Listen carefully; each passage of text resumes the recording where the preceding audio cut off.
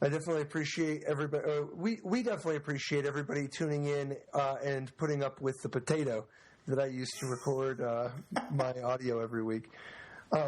We're hoping to eventually be able to get a new potato, and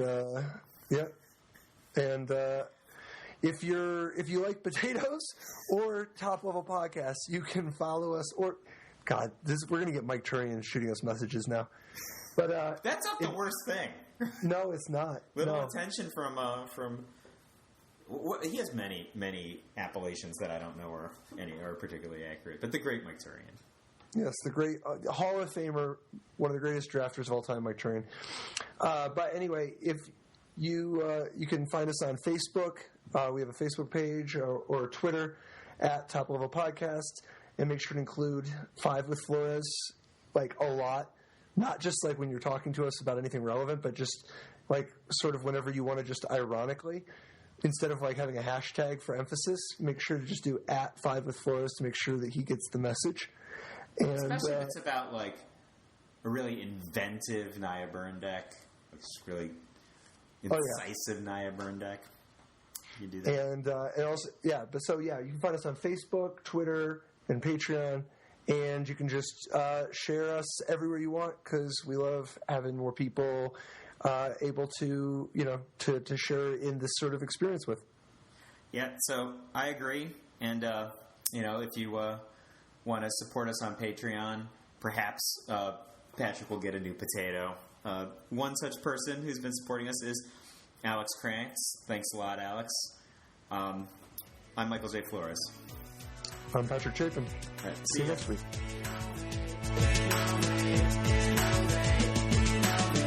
Life didn't work so great. Tried to play dredge, it's a jailer hate. Ghostly prison waiting for my untapped phase. Your core trapped in amber stasis state. Lost a lot of friends, got left behind. Had to find a way not to lose my mind. Trapped in a vault with nothing but time. Parents and my friends were the key to find. Magic gave me purpose and drive. The game